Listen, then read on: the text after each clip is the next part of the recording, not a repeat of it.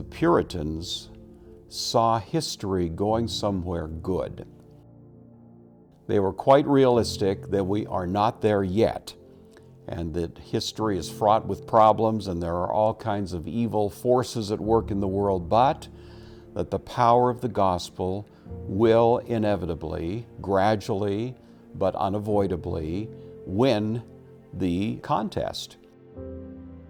That the gates of hell are not going to withstand the power of the gospel, and that eventually there's going to be a time in which the conspicuous influence around the world is going to be Jesus Christ and His good news, liberating men and women to a life of rejoicing in the grace of God. Well, I just found that so much at odds with what I had grown up with, which said that history inevitably is getting worse. The church is losing the battle. We don't have anything to do in the culture. We should be preaching the gospel to people and hopefully getting them onto our rescue boat just before the end times breaks out. But any thought of trying to change the general direction of culture, trying to build political or educational institutions that would have a long-term, meaning multi-century impact in history is just futile. It's a waste of time. Why bother?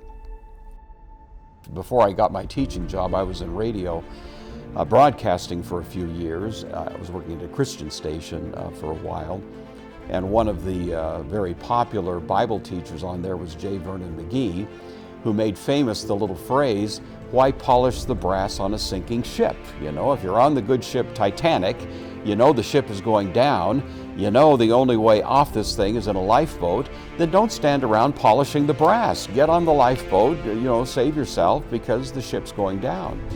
And that was really reflective of his dispensational outlook. The ship is going down, culture's going down, it's all going to go from bad to worse, Satan is going to win, and the only thing ultimately that will deliver us from this is the return of Christ.